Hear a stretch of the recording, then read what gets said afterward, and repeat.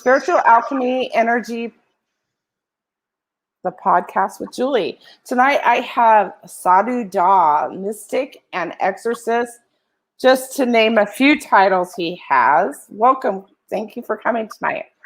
Thank you for having me, Julie. I've been looking forward to this. All right.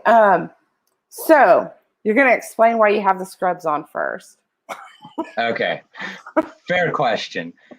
So I work in the memory care unit of a facility as a nurse delegated med tech and a CNA. And so I help take care of a vulnerable population of our society. And that is what I do in my time not being the Sadhu Dah, but obviously I'm still doing healing work in that regard. Well, true. That I praise you. I mean, that's especially when you're a family member doing that work. I know it's very hard. It's maybe just as hard being that caregiver to those that need that type of care. Yeah, Alzheimer's and dementia is it's a really emotionally trying thing to witness and be a part of, even if you're not connected in a familial sense with the person that you're caring for. Absolutely. So I have this theme going on with my podcast right now. It's organic. And so it's taking a turn into inspiring stories. And you're a wounded healer, and you have, a lot of traumas that you've had to reconcile and come to terms with. I'd really love for you to share your story with us about growing up. Yes, I could do that. So honesty hour, right? So like, I'd say when I got more into the spiritual realm and practicing magic and studying and exploring, I had to grow and heal quite a bit to go the next levels within my training and to become more in tune with my own power. Of course, I also met challenges and trials that traumatized me even further, but my origin point, I had a lot of gang violence that I was exposed to in my youth. My father went to prison for 8 years for an attempted murder, got out and proceeded to teach me as a young, impressionable 12-year-old boy how to deal drugs. I also had a mother who was addicted to heroin, and I was exposed to like a lot of the dark sides of like prostitution and seeing Johns come around. And I had a very, very unstable childhood. And so by the time I got older, when I was a teenager, I was just so full of anger at the world in general.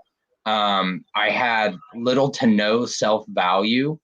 And in a greater sense, I was searching. I wanted to be whole. There were so many fractured parts of myself that were just begging to reconnect and come home.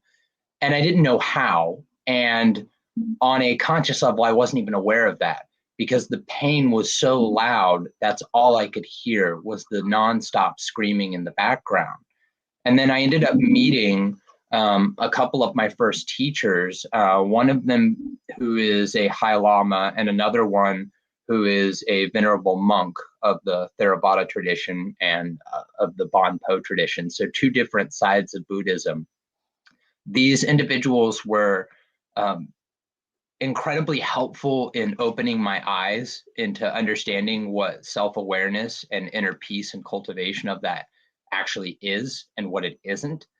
And for me, the hardest part in that first step was acknowledging that I wasn't too broken, because I wanted to believe that I was too broken to be helped, that no, you possibly couldn't understand what I've gone through. You possibly couldn't relate to my experience.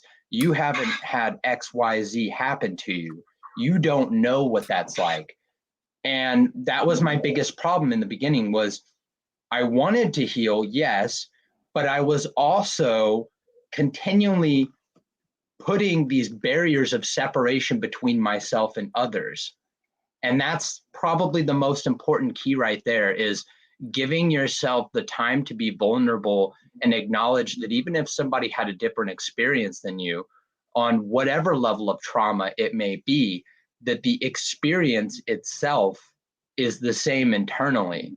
And the external factors are completely irrelevant, such as a child having a toy taken away from him versus a soldier watching his buddy die in Iraq. The internal trauma and that gripping sensation of pure fear, pain, and not understanding is exactly the same. What happened externally doesn't even matter. Right, right. So the big catalyst was coming into contact with these teachers then for you. Most definitely. I don't necessarily think at that point in my life I would have been able to move forward in a positive direction for myself, because I didn't actually know what it was that I needed. Yeah, growing up in that environment, you don't realize, that you can live a completely different life. I thought I was doomed to be a statistic.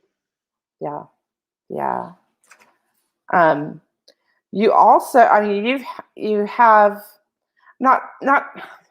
I know you're at peace, and I don't want to like harp on this, but I know we talked about this before, you coming on here, you had some I mean, your circumstances are extreme, but on top of that, you've had some learning disabilities to go along with that, or challenges, excuse me.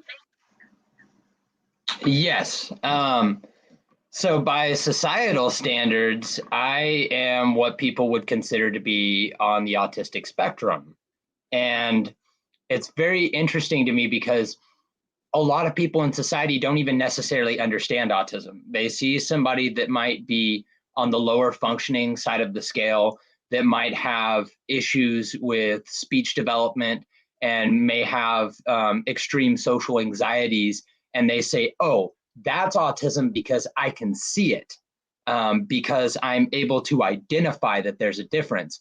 However, on higher functioning aspects of the scale, which I really don't even like the term higher and lower, because it's almost like we're playing that separation game again. Right. But for me, there's a lot of sensory, by like sensations of touch and feeling and sounds and taste, and just in general, I get overloaded on a sensory level. And that also plays into my empathic abilities as well. But, I'm not neurotypical. So my brain works a little bit different in the way that I process. I had to learn at a young age how to read, emotions on people, because I couldn't necessarily understand, even though I could feel things, or I was able to identify that there was something different with people and how they were reacting to what I was doing or saying. I couldn't necessarily like put the flag on the map with what it was identification wise.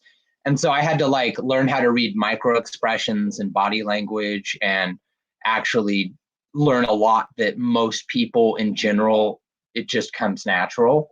So yeah, there was quite a bit of a learning curve for me on top of all of my trauma as well. Right. And at that age and younger, you internalize all of that. But I have a different question. So how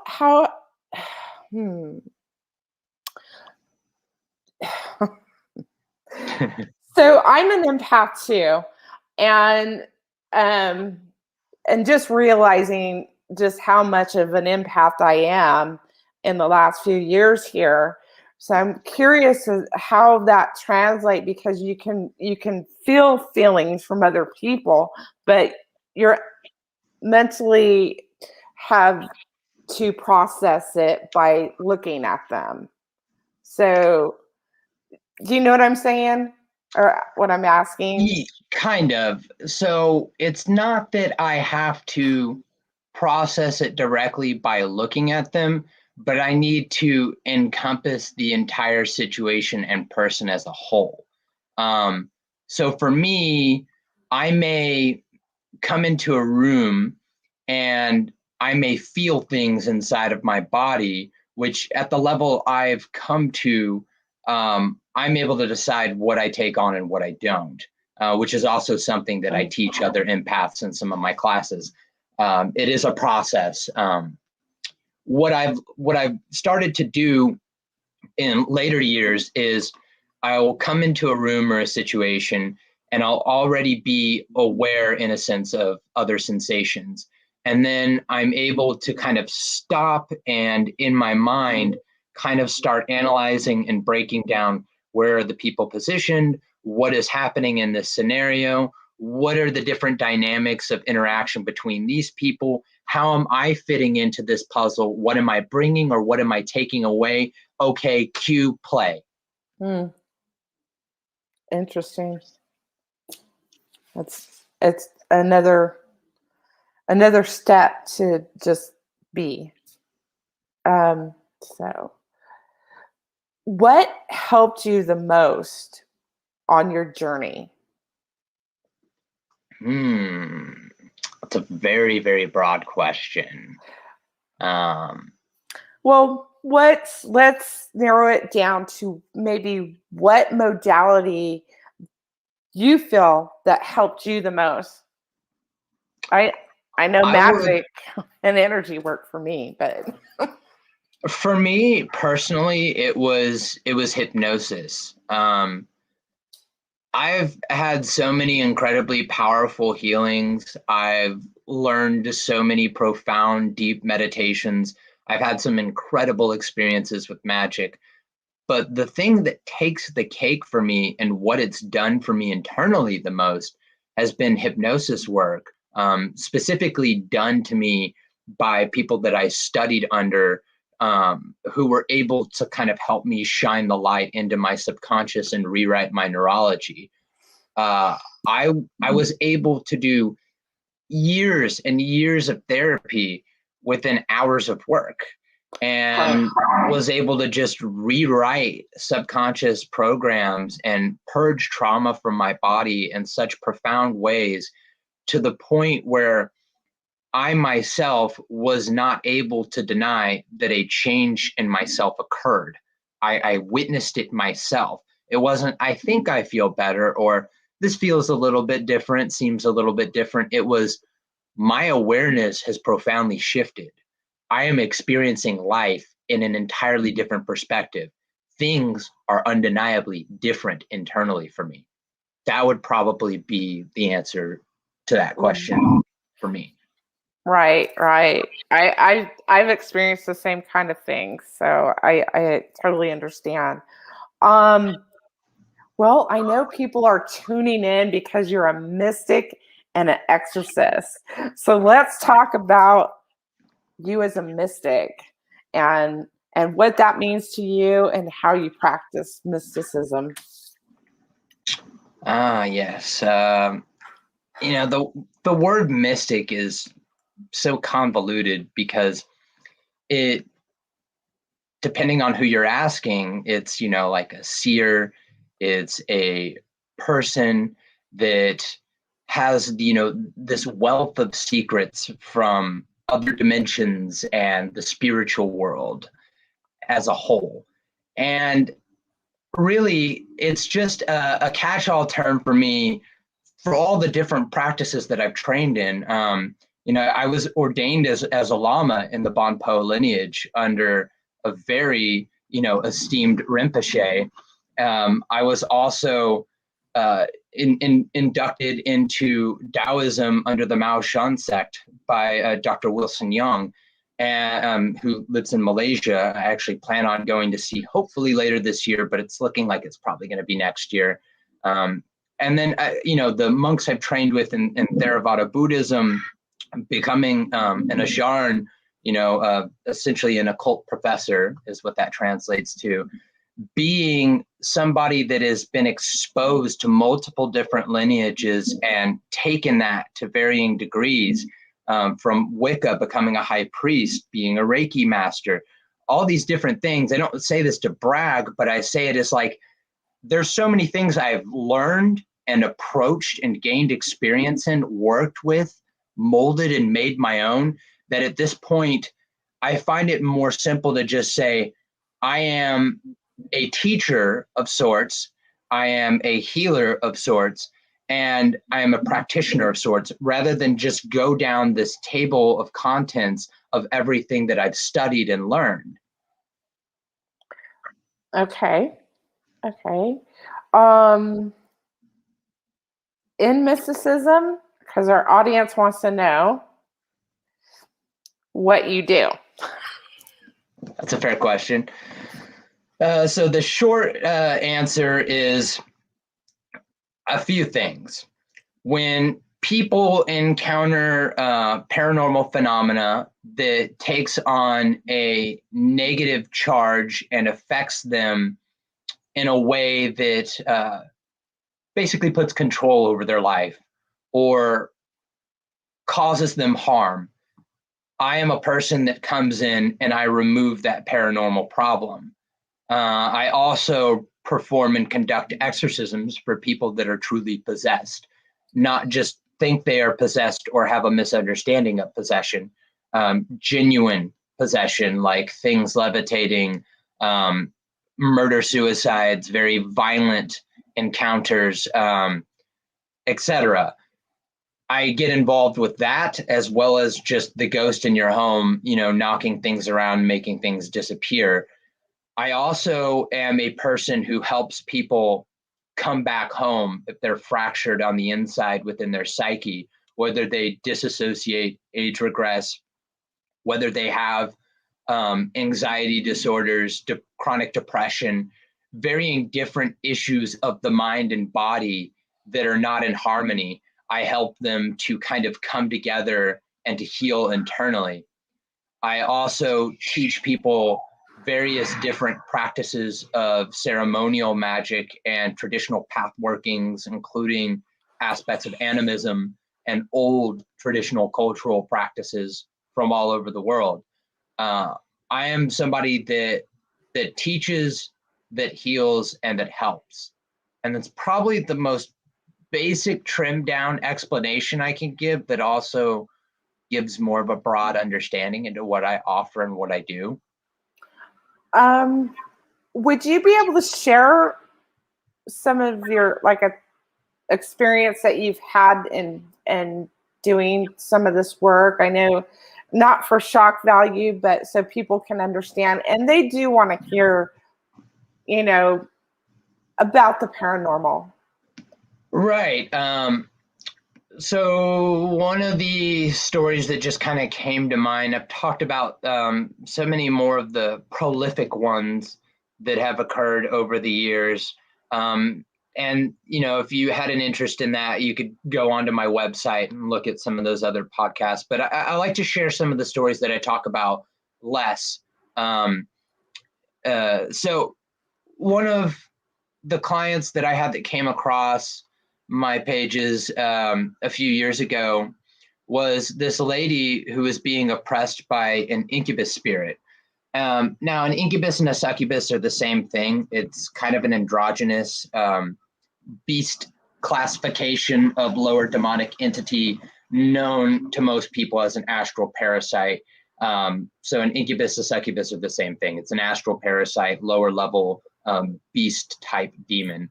And this lady had this unhealthy connection to it where she was starting to deteriorate health-wise. She did not have cancer, but she had like all these different markers for like, you know, low white blood cell count and et cetera. And she was going to the doctors and they were kind of mystified because, you know, across the board, she looked healthy, but at the same time, she was deteriorating rapidly. She'd been hospitalized multiple times and they just couldn't figure out what was going on with her. And she had shared with me that she had done this ritual a while back, like basically like a year previous to me coming into the picture and helping her, where she had called an incubus spirit. She was very lonely and she sexually connected with this spirit and it would visit her. And you want to say something? No, I'm just going, okay, I'm not that lonely. Yeah, fair enough. But, you know, this thing had visited her. And at first, you know, intimately, she was having some very deep and fulfilling, you know, sensations in her body. It was very real to her. She could physically feel this thing, and it pleasured her. And so this was something that she kept up with. And then she started to experience negative health effects. This thing would start visiting her when she didn't even ask it to. And it started going from being a pleasurable experience to a very uncomfortable and fear-inducing experience where she started to feel like she was being raped. And at that point, she'd reached out for help and she told me, you know, okay, I know I screwed up. I know I did something that I shouldn't have done, but I don't know how to make it go away now. And I've tried using sage. I've tried, you know, using prayers. I've tried this, I've tried that. I've sought out other healers and nothing is going to make it go away. Well, I had to first start working on her own trauma. That was the missing key. Every time it got sent away, it came back because of its attachment to her. So once I was able to heal her of her prior sexual trauma and her prior child abuse and neglect and these various different components of the psyche that were fractured and able to make her a more whole person internally, it also had the effect of vibrationally raising and shifting her to a higher level, putting her out of reach of this entity. And I actually, in this specific case, did not have to address the entity directly and did not have to do anything to remove the entity because I had took my client and raised my client to a higher vibrational category where this thing could no longer reach her. And to this day, she is no longer affected by this entity and has been living a more healthy and fulfilled life and is actually married now. So, you know, that's kind of one of the stories that I don't really talk about enough. And, you know, because it doesn't have all the markers of, you know, there were things levitating and things flying and people being scratched, and people want to hear about all of the stuff that's very Hollywood and not necessarily this person had a profound change internally, because that's boring for a lot of people. Yeah. I get a kick out of healing. I really do. And actually, I did have Sadhu is very gracious and giving me a complimentary healing session with him. And it was very interesting. We did a lot of work in like an hour's time, but he's also a teacher. So in that, I learned from him. And this is good for empaths. So I know I learned two different things, but this one I passed on to other people. And it is to wear psychic surgical gloves when you're working with someone else. So when you're an empath, it can be dangerous. So maybe you can go to check out Sadhu Dah as a teacher, and he can teach you magical things like that are awesome. It's something that a lot of healers deal with, which is transference. We take on things from our clients in order to remove them. And oftentimes we may have practices to cleanse and rid those energies from our body, but there's little residual amounts that are left over. And on the surface, you know, it's not a big deal. You don't really notice it, but you're working with multiple clients. You're doing multiple sessions. it starts to add up to the point where you start developing issues yourself. One of the things that I learned really early on is actually a funny story. I was training with Charlita. This was the high priestess of the Wicca coven that I was a part of. Well, still am a part of, just haven't been back there in a while. Well, she watched me do a healing on one of the other students. And it was really funny because the whole time she had this, it was almost like a smirk on her face. And she never really said anything while I was doing the healing. And then afterwards, when this other student left, Charlita told me, she said, you made a very big mistake. And I was like, what are you talking about? Like, she seemed like she really enjoyed that. She was like, you'll see. So about a couple days go by, and this other student comes, like we have these like classes where we're training together, and she comes back to me and she's like, my anxiety's gone. I haven't felt like this in years. Like, I feel absolutely incredible. Like, this is amazing. Thank you so much. And I was really happy to hear that. And it kind of gave me validation as a healer, especially because I was pretty new to it at that point, doing like healings on other people. But I took on her anxiety, like completely. And I was having like panic attacks like every 30 minutes. And I was just in a world of pain. And it was the most uncomfortable feeling. And I kind of kept it to myself a little bit. And then I ended up reaching a point where it was just too much. And so I went to Charlita, and she's the mother of a coven. And so I call her Mother. And so I said, Mother, I think I know why you say I messed up. How do I make this stop? And she tells me, she said, you have to give it back. It wasn't yours to take in the first place. And I said, well, that doesn't really seem fair, because I took that away from her. She's better now. She feels better. And she said, well, how do you feel? All you did was swap it from one source to another. You didn't transmute it. You didn't cleanse it. You didn't remove it. You just took it from one place and put it in another. You poured the water from one glass into another. You didn't empty the water down the drain. You didn't pour it into the garden to nourish the earth. You didn't drink it. You just put it from one glass into another. And I was like, oh, crap. Like, this sucks. Like, hey, I'm glad you feel better, but here, have it back. So under Charlita's guidance, I put it back into her, and it was very, very uncomfortable, because she was in this high state where she was no longer experiencing anxiety for the first time in her life. And then it was just like, boom, just like a punch thrown back on her. And she actually went into a full body like convulsion, went fetal position, and was just shaking on the ground. And then Charlita was like, okay, so now teaching moment. Do you want to see how we're properly going to help her? And I said, yes, please teach me, Mother. And she placed her hand on the back of her neck, and she grabbed a candle that she had already ritually prepared, and she had her connect to the candle, and she had her focus and pour all the anxiety inside of this candle. And then afterwards, we did this ceremony where we fed the candle over the course of like 2 weeks until the full moon came. And then we lit the candle together as healer and as person that was receiving the healing, the client.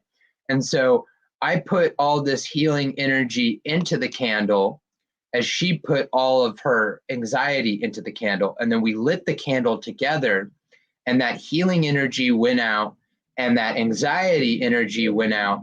And as that anxiety energy was transmuted, and as the new moon came, the healing energy came through, and it entered her, and she started to slowly and progressively experience being less anxious, to the point where over, I want to say, I think it was like 2 or 3 months, she reached where she was before when I took it completely from her. And so she was uncomfortable, and she did have to deal with and process some things. And there were other healings that occurred on top of that that she was like then able to greet and welcome and integrate into her life through that process. And it wasn't just a quick fix-all remedy, but it was very interesting because it wasn't just the ritual itself. There was a culmination of doing practices of ritual work, of internal work, some meditations. There was a whole bunch of stuff that was done over a period of time that made it solid, that built a foundation and made it lasting, versus me just kind of taking it. And I could have like indefinitely allowed her to remain in that healed state, and it would have took a lot for me to be able to process that energy out of my body, because I took that karmic, samskar of anxiety onto myself that wasn't mine. So I kind of made it mine, and then I was going to have to do the work that she had to do to process it out of my body. So when we do some of this healing work and we are taking things from others, we have to also take into account that we don't want to take too much from somebody, even if we feel like it's in their benefit, because in taking too much from them, you're actually doing them a disservice as a healer, and they are not getting the full effect of learning and evolving spiritually that they need to get by coming into this world and taking the form that they have taken in this life. There needs to be a certain amount of growth that they have to achieve on their own. And you as a healer, taking that from them, even though in the short term they might feel better, you're actually doing their soul a disservice in the long term. I understand. They have that, so they can learn from it. So very interesting. I have taken on other people's energy, and I've gotten very sick from it. I do have a question. Someone asked about were the hypnotherapists that you worked with, were they trained in trauma? Yes, they were. One of them was David Snyder, who is a world-renowned expert. It's actually really funny because he started off as a pickup artist, and then his practice evolved, and he does like very, very powerful trauma healing work with people. Then also Brent Baum, another world-renowned expert, and then Amun Berry, who is another very just incredible professional. So a lot of the hypnosis that I learned was specifically centered around healing trauma. I've learned a couple parlor tricks here and there, and I've done some studies into like neurogenic processing and neuro-linguistic programming and reprogramming. But the core and the bread and butter of what I have learned has specifically dealt with traumatic memory resolution, holographic trauma healing, and essentially it's kind of very similar to what Native Americans describe as soul retrieval. They're actually one and the same. In the Western mind, we just like to call it hypnosis because anything esoteric is woohoo, and we can't get in line with it because it doesn't science, even though it's science since the Vedics thousands of years ago, who actually gave us hypnotherapy. How did you get in contact with these world-renowned hypnotherapists? Well, they're actually very accessible. So Dr. Brent Baum and David Snyder have courses that they offer online, as well as different seminars and workshops that you can go to in person. And they are very easy to get a hold of. Albeit they are very expensive, but they're worth it. They're very much so worth it. Another one of the teachers, Amun Berry, is a little bit cheaper, but he is even more accessible. And he is also somebody that I would consider to be more worth going to. because he offers like a whole host of things that are kind of like under the table, not necessarily like spoken of publicly, but like super esoteric, really freaky, weird, cool stuff. Oh, tell us more. He was one of my paranormal teachers as well. Oh, okay. Are you trained in hypnotherapy with trauma? Yes. Yeah. And I can actually certify and license other individuals as well. Okay. Awesome. There was that. How about, okay, I want to talk about voodoo. How much have you dealt with removing voodoo curses or black magic? So when you said voodoo, the first thing that I imagine that comes to most people's minds is like either dealing with Babaloas of like Nigerian voodoo and Haitian voodoo, and dealing with the Orishas and all of that, right? So a lot of people might make that connection, but how many people immediately think of Barang or like Thai voodoo? Probably not many. So what we have to understand is the cultural context here. So for most people, voodoo is going to be seen as something taboo, something that we shouldn't dabble in, something that's specifically of a lower nature. And in a lot of context, it certainly can be that and shouldn't be something dabbled in. However, there are certain aspects of it that can be very healing, that can be very helpful. We're talking about a very old style of magic, very old world, right? These tend to be based more in animism practices. This is more of communion with Great Spirit.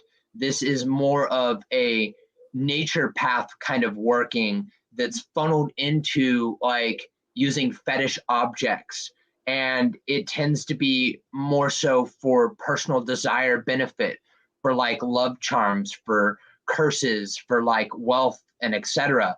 There's not really a whole lot of self-healing in it.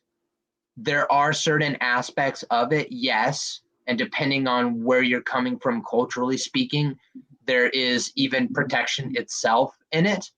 But a lot of people more so pursue voodoo for harming others, or for taking from others. And that's the thing with voodoo, is it serves whatever purpose you want, whether that be harming others for the benefit of yourself, versus using like certain Thai Wicca practices, magical specific traditions, like the Wu Tanu, which is the magical red ox. So using that is more so protection. So yes, technically that is like what we would call like Thai Barang. So like that would be like Thai voodoo, but no aspect of the Wu Tanu, the magical red ox, which is like this fetish talisman of a red ox that's specifically used for protecting and warding off and repelling black magic, and for protecting oneself from spiritual harm. That is all that specific Wicca does. It doesn't bring you wealth. It doesn't bring you any sort of like personal healing. All it is specifically like a shield. It's just protection. So like that's a very specific thing. You couldn't use it for anything else because it's not designed for anything else. Mm-hmm. But then you get into certain aspects of like Bhutan, right, where you have these like, let's say like these Igbo and Ifa ceremonies where they sacrifice pigs and goats, and they're using that for like a whole different measure of things. I got mixed up in that like years ago, and it did not benefit me at all. Very short term, there was like an incredible amount of benefit, but then there was like a heavy price tag attached. I ended up getting possessed. There was a huge learning lesson that came with that. There was a huge redemption arc I went through. I mean, It was crazy. I'd say just avoid it altogether. It's Mhm. honestly, it's not Well, worth it. well, why I'm asking, why I'm asking these questions is that, let's say someone has had voodoo tied to some other black magic, and they come to you, and they're like, Okay. "Hey, this is going on. This crazy stuff is going on, and this is what I think someone's doing to me. How can you help them?" So what I need to do first is I need to look at and see if this is one, a mental projection that they've cast onto themselves through, belief and attaching to kind of like a tulpa or a thought form of something that might not have been done to them or happened, but they've self-manifested. So that's one aspect that I have to look at. Two, if there is magical involvement cast onto them by another individual, I have this energetic sense of reading it. There's like these little markers that I can kind of see and know that that doesn't belong to them, that was done to them, and I can trace that back. I can sever that connection, and I can cast it back onto that person, which needs to be done. Honestly, grounding it out does a disservice for two reasons. One, it enables the behavior of the individual who cast it, even if the other person has then been saved and is no longer being affected by it. So one, you're enabling the person that is, cast it in the very first place. And two, you are grounding out those energies and you are gaining and benefiting the power of the individual who originally cast it. Because if those energies are then cycled back into the structure of the earth and the spiritual realm as a whole, then it's able to be regathered and then redistributed again in a more pronounced way by the person who originally cast it. So I don't believe in just grounding something out and saying, okay, it's all white light, it's all love. No, if you've cast something onto somebody to cause them harm and somebody comes to me to be relieved of it, I'm sorry, but I'm not sorry. You're going to receive the full karmic effect of what you put onto somebody else. And I will never apologize for that.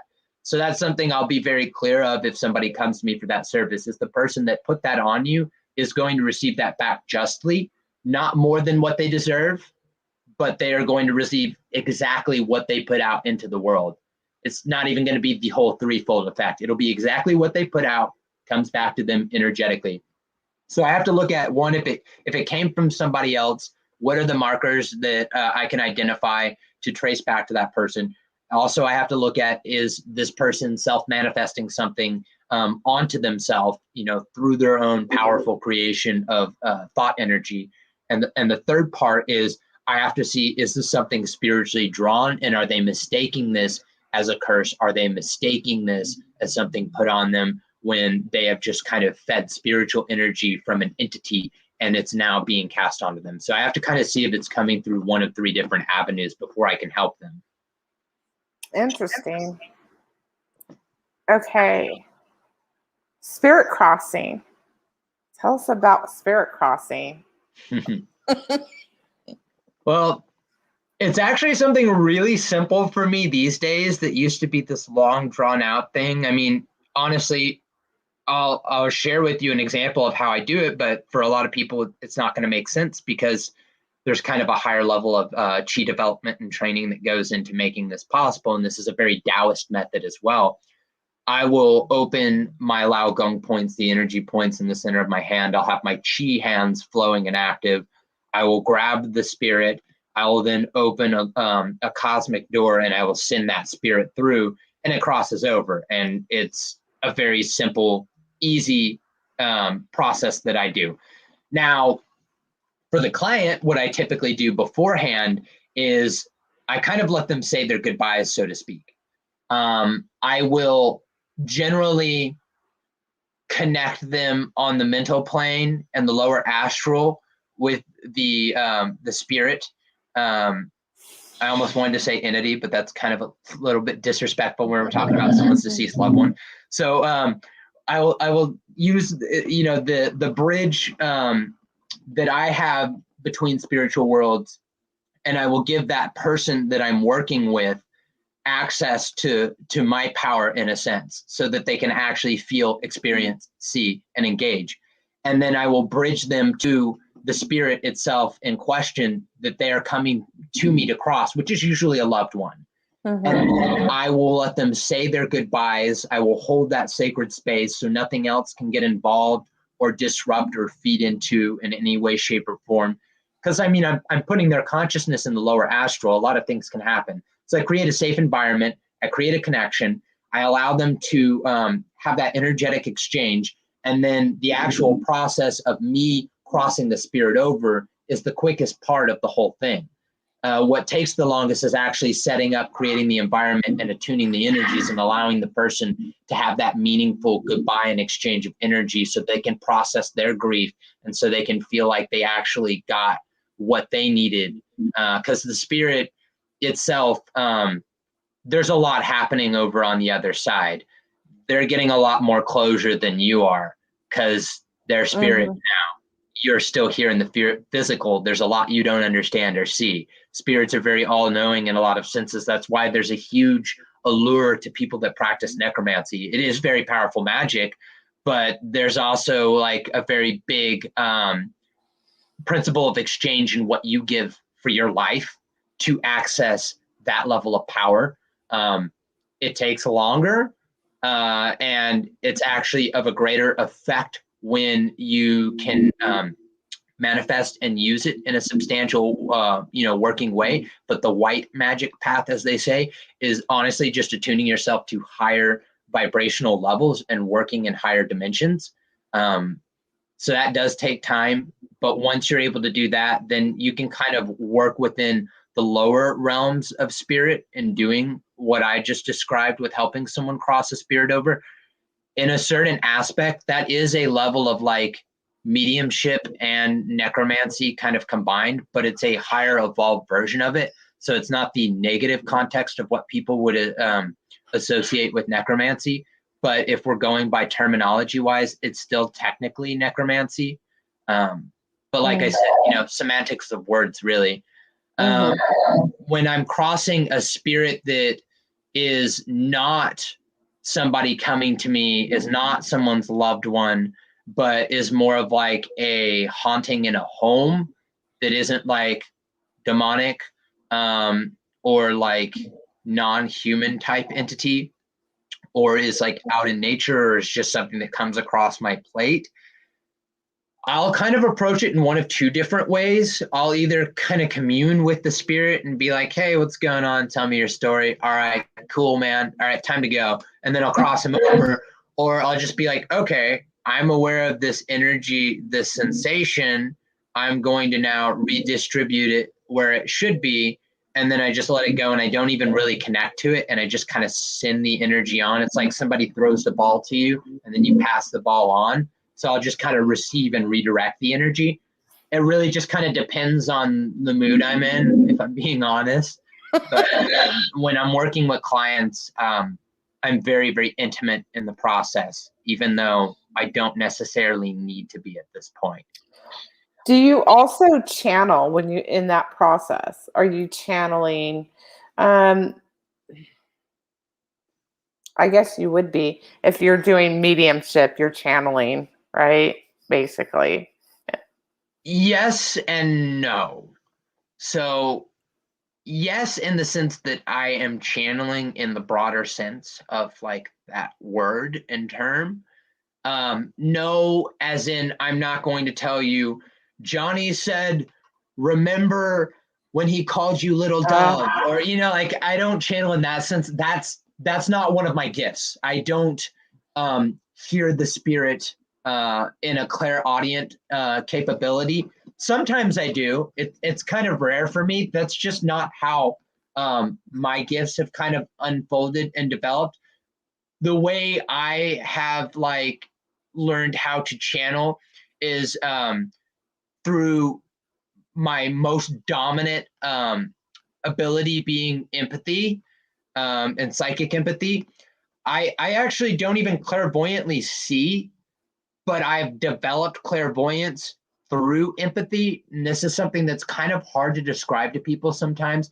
I have reached a point where I can feel something so intimately on such a high level, and I know how to fine tune and like just bring my awareness to it to where I can actually get a visual picture, but it's not visual, it's like feeling, but feeling it's like sonar, if that makes sense. It's probably an easier way to describe it. I feel it on such a deep level that I could be like, oh yeah, that's a female spirit. She's very young, even though I'm not seeing a female spirit in front of me. But everything in my body and my senses is right, and it's telling me and it's showing me that. Even feeling it to the level of, okay, I'm experiencing, the sadness of the spirit, but I'm not just experiencing the feeling of the sadness. It's very specifically derived to like that time when, dad left. And that is what's preventing the crossing over right now, is knowing that dad feels extreme guilt over that. So it's not necessarily that this young child spirit was telling me that, but I can feel it to a pinpoint level of, oh, okay, experientially, this is the reason that this is holding this spirit back. So it's all feeling based for me. It's very fourth dimensional work, honestly, if we're kind of explaining it in those terms. I have similar gifts, so I understand. Talking about energy can be kind of weird because it's more experience based. Well, yeah, it's like, how do you explain this to someone? And you make a very good point. How would I explain this if I were, to tell someone, Well, I look at it this way.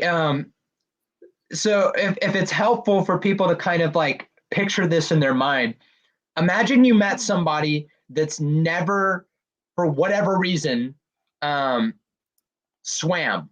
Okay, they've never gotten into a body of water and felt the immersion of water. How would you describe to somebody what it's like to swim? That'd be pretty hard to do. Right. Kind of the same thing. Yeah. Good point. Okay. Trauma processing. We've got about 8 minutes left. I know you got to go to work. Trauma processing. I mean, you've kind of touched on it a little bit. So when I'm doing trauma processing and also like soul retrieval, and I generally tend to kind of throw a little bit of pranic healing in it as well. What I'm doing is I'm taking these fractured versions of the self, which have been divided across the fifth dimension.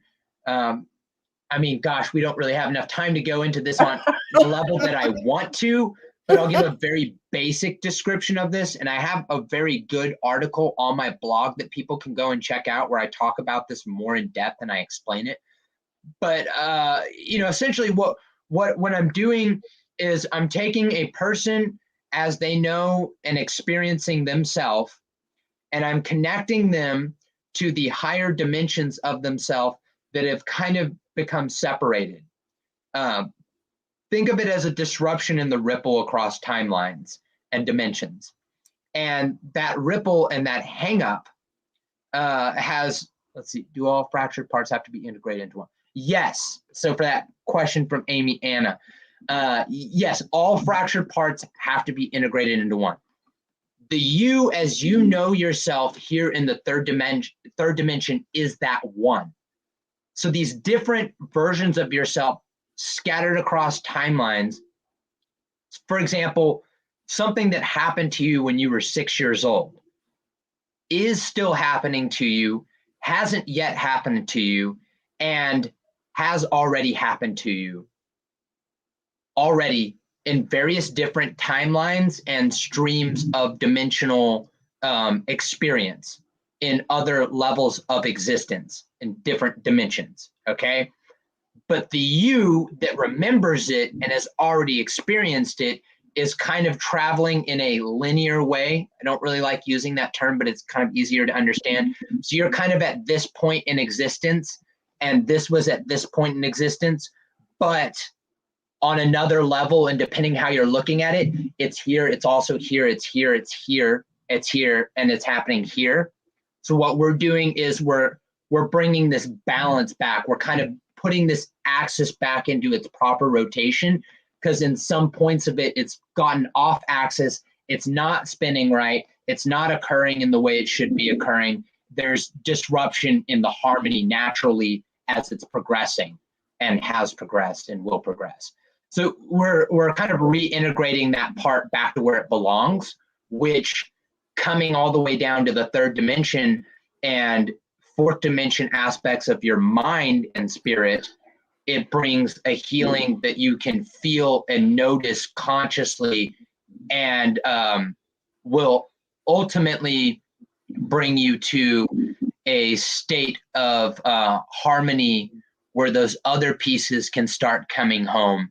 And then the more that get in line, the more that will kind of start to accrue together in mass and come back. So it's like if you have a mirror that broke and you put the bigger pieces together, then you can identify those smaller pieces that you might not know where they fit by just looking at the shattered pieces as a whole. So I have a question, because I know Amiana, and we have similar traumas. And some of that is we don't remember these traumas. But the body remembers. Right. Or our energetic being does. Yes. And that's where you get some of the most profound healings, is when you heal things that you're not consciously aware of, because the things that you are consciously aware of that you want to heal, they're compounded and fed and grown by other things which contributed to that. There's what we call, when I do like a hypnosis session, and I do something that's called body mapping.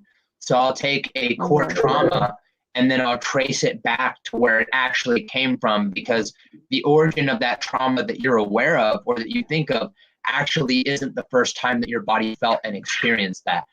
It's actually just the point where your body broke and said, hey, it's time to deal with this. This is too much.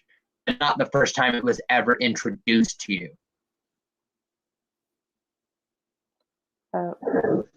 We had some freezing there. Oh, no. Oh, boy.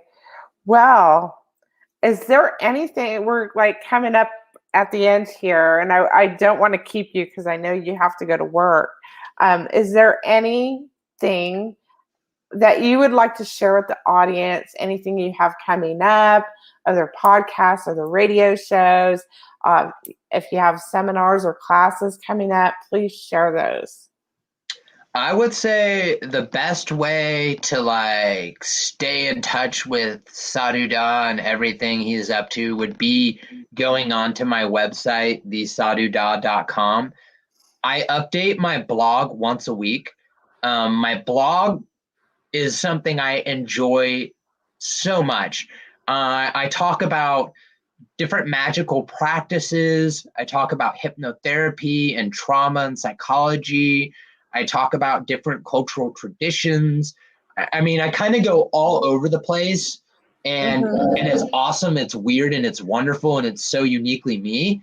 And then I'm transferring some of those over to a verbal sense with my my YouTube channel, which you can also access through my my website. And I will be adding like a lot of pictures and stuff from some of my cases I've worked with, like spiritual phenomena and things like that.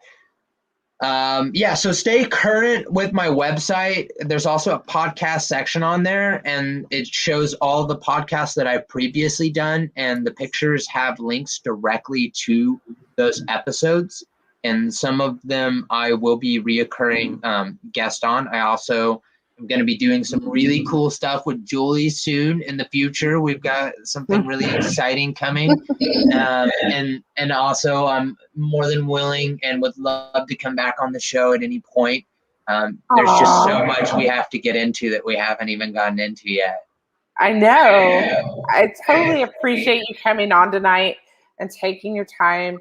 And so I'm going to do a little plug for me. Please subscribe to my channel as well as Sadhu Dah's channel and check out his website. I have a couple other projects I'm working on. One is in Buzzies. It's not quite there, but come and check it out. We need vendors to come and sell their services, courses, products, their events and retreats.